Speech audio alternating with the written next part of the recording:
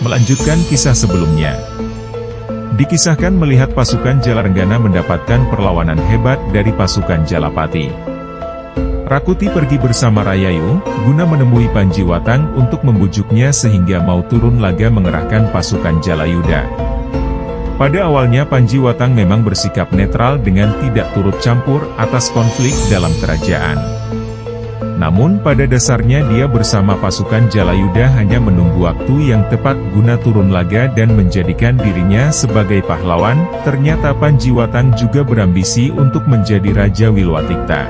Rakuti yang mengetahui hal itu dengan terpaksa menerima syarat dari pimpinan Jalayuda tersebut. Meskipun pada dasar hatinya merasa tidak terima, namun demi terselamatkan atas kekalahan dirinya untuk sementara menerima persekutuan yang sungguh memberatkan dirinya.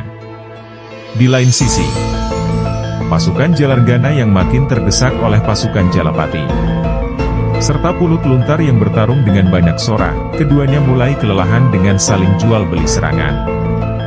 Darah dan keringat bercucuran di sekujur tubuhnya.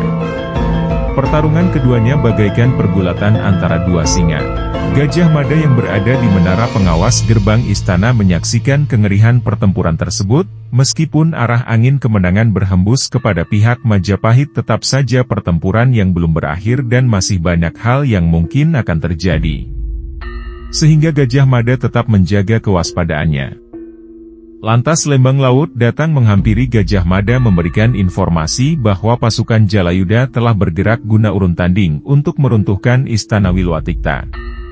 Melihat hal itu Gajah Mada mempersiapkan pertahanan di gerbang barat untuk menghalau pasukan Jalayuda tersebut. Para pemanah terbaik dari pasukan perlindungan ditempatkan menara jaga serta mempersiapkan pasukan penahanan untuk mengantisipasi jika gerbang barat mampu ditembus oleh Jalayuda. Pasukan Jalayuda menggunakan gelar formasi Garuda guna menekan seluruh area barat gerbang istana. Dua kepakan sayapnya siap menyerang dinding dan menara jaga dengan tangga-tangga panjang serta pasukan yang tangguh, sementara kepala Garuda siap menghantam pintu gerbang barat istana dengan bongkahan kayu besar untuk mendobrak pintu gerbang tersebut. Gajah Mada sekuat tenaga menahan gempuran tersebut. Tetapi baik Gajah Mada maupun Panjiwatang dan Rakuti dikejutkan oleh suara sangkala serta muncul pasukan dari sisi utara dan selatan medan pertempuran.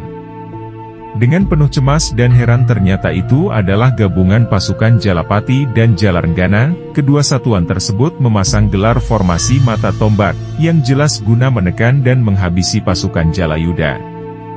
Rakuti dan Panjiwatang terheran, mengapa pasukan Jalarenggana kini bersatu dengan pasukan Jalapati menyerangnya.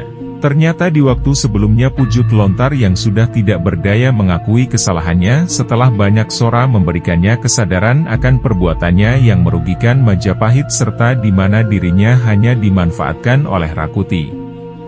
Lantas dia memerintah pasukannya yang tersisa untuk mematuhi komando banyak sora guna pergi dari gerbang utara untuk membantu melawan pasukan Jalayuda di gerbang barat. Di lain sisi Rakuti yang merasa persyaratan Panjiwatang untuk membantu terlalu mahal, karena meminta imbalan sebagai raja jika peperangan ini berakhir.